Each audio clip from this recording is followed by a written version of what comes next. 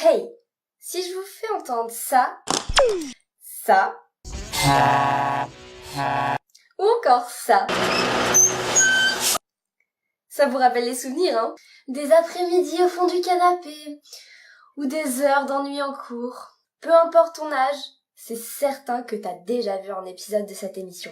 Nous allons parler dans ce deuxième épisode de C'est quoi le délire de C'est pas sorcier.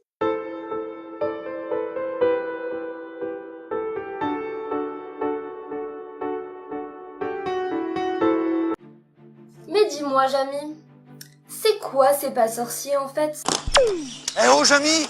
C'est pas sorcier est un magazine télévisuel français de vulgarisation scientifique destiné aux enfants.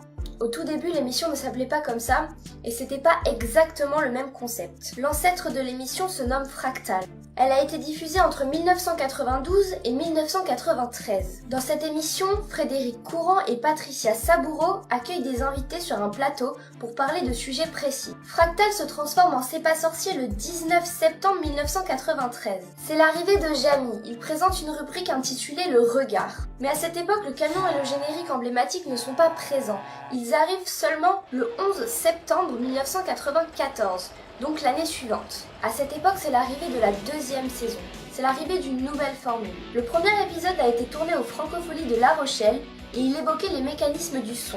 C'est alors que cette mélodie gravée dans nos cœurs a été enregistrée. Elle est tirée du morceau Boogie Body du groupe Rock the Factory. Depuis, le générique n'a pas changé, mais c'est compréhensible vu son succès. Par la suite, il a suivi 559 épisodes répartis en 20 saisons et classés en 6 grandes catégories. La Terre dans l'univers, la biodiversité, l'agronomie et l'environnement, le sport et la santé, les technologies, la physique et la chimie, l'histoire, la culture et la société, et enfin des émissions spéciales. L'émission était animée dans un premier temps par le célèbre duo de Frédéric Courant et Jamy Gourmaud. Ils sont accompagnés à partir de la rentrée de 1999 par la présentatrice Sabine Quindou, après qu'elle ait été journaliste pour l'émission pendant plusieurs années. Sabine, Fred et parfois les deux selon les épisodes sont sur le terrain. Ils visitent des usines, des laboratoires, des monuments et ils interviewent des spécialistes. Ils introduisent en quelque sorte les questions auxquelles Jamy devra répondre. Jamy, c'est plus le côté scientifique. Il présente des explications théoriques à l'aide de maquettes. Elles sont fabriquées principalement par David Hamé, un maquettiste professionnel, à l'aide de techniques artisanales. En tout, 3000 ont été fabriqués pour l'émission. Jamy fait ses expériences à bord du fameux camion laboratoire de la marque Kenworth. Enfin, c'est ce que vous avez cru pendant toute votre enfance. On nous a menti. Et ouais, le camion que vous voyez dans le générique, qui a d'ailleurs été tourné sur le plateau d'Aubrac en Lozère, n'a en fait quasiment plus été utilisé par la suite. Les émissions sont en fait réalisées sur un plateau en studio.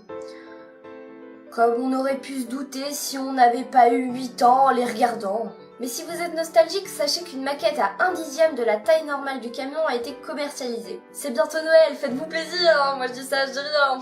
Mais vous inquiétez pas, j'ai une solution si vous voulez vraiment le voir. En 2009, pour les besoins d'une émission, un camion a été rhabillé aux couleurs de C'est pas sorcier. Ce camion est d'ailleurs parti en tournée en 2010 pour une tournée ludo-éducative de 80 dates en France sur le thème des 5 sens. Au jour d'aujourd'hui, vous pourrez le voir dans différents salons et foires en France, pour faire perdurer l'esprit de l'émission dans vos cœurs. Vous vous souvenez aussi certainement de la petite voix. Mais ça, c'est la petite voix qui m'a voulu dire, moi, je souffle un peu.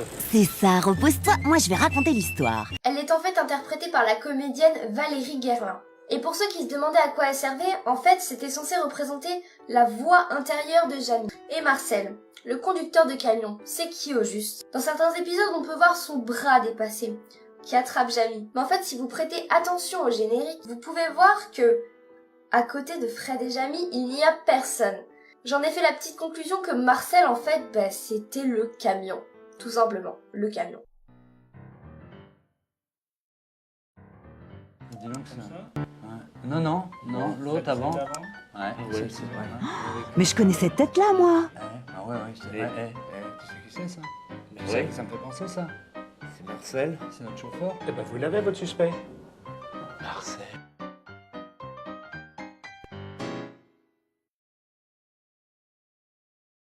En France, à partir de septembre 1993, vous pouviez voir l'émission sur France 3 tous les dimanches matins. Puis entre 96 et 2000, vous pouviez aussi la voir en rediffusion tous les mercredis après-midi. Et enfin, à partir de septembre 2000, elle était diffusée tous les après-midi, vers 17h30 environ, sur France 3 et après par la suite sur beaucoup d'autres chaînes. Mais pas seulement en France. L'émission a aussi eu du succès dans toute l'Europe, en Afrique et en Asie. Chaque émission dure environ 26 minutes. Sauf les émissions spéciales, qui peuvent durer parfois le double. Chacune prend environ 2 mois de préparation et 15 jours de tournage et de montage. Elles coûtaient environ 110 000 € chacune. La production a été assurée principalement par une filiale de France Télévisions, Multimédia France Productions. Les rédacteurs sont Bruno Buchet et notre fameux duo de Jamie et Fred. Et ils sont accompagnés par une documentaliste, Laurence Lebon. Depuis sa création, l'émission a été réalisée par 26 réalisateurs différents.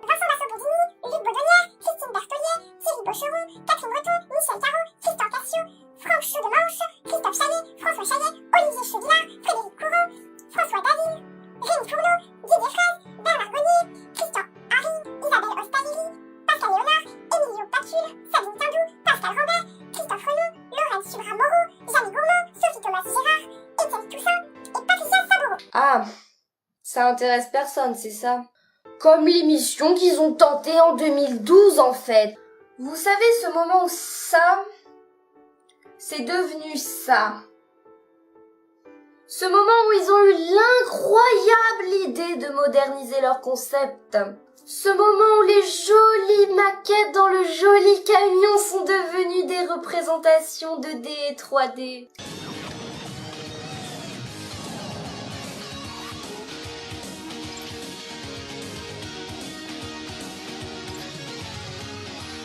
Et ouais, ça s'est passé entre septembre 2011 et novembre 2000. Ils ont appelé ça « C'est pas sorcier 2.0 ». Très mauvaise idée. Très mauvaise idée. Et ouais, de mettre des écrans tactiles partout, ça a pas suffi à captiver nos petites têtes blondes. Comme vous l'avez compris, ça n'a pas du tout été un succès. Mais c'était que le début. En 2013, France 3 annonce le licenciement de Fred et Sabine. Je rappelle quand même que Fred, c'est un peu le papa de C'est pas sorcier. Au final, cette dernière saison, ça aurait été la catastrophe. Et c'est ainsi que l'émission qui a vu grandir bon nombre d'entre nous prend définitivement sa retraite. En janvier 2014, Fred, avec l'association Les Petits Débrouillards, se lance dans un projet. Le projet de créer un ensemble de contenus multimédia. Ils appellent alors ça l'Esprit Sorcier. Le projet a pu voir le jour grâce à un financement participatif. Et maintenant, l'émission est disponible sur Internet et elle est revenue à la télévision par le biais de la chaîne Science et Vie. La nouvelle génération est pas totalement perdue en fait. Jamie, lui, a continué de travailler avec la télé, avec l'émission Le Monde de Jamie.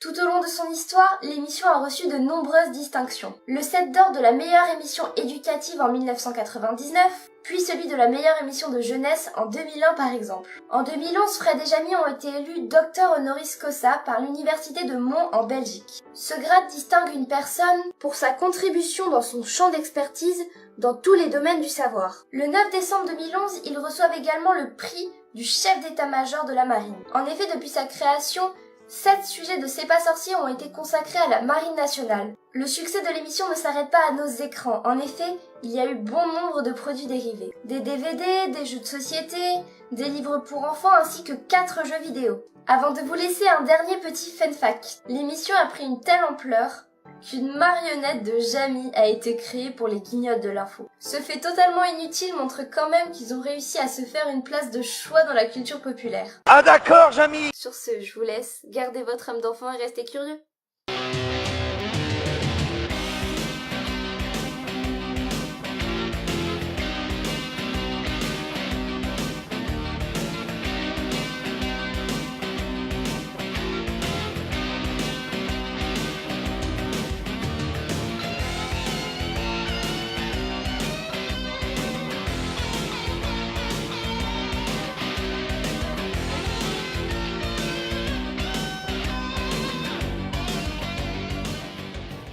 C'est superbe ton spermatozoïde, Jamie.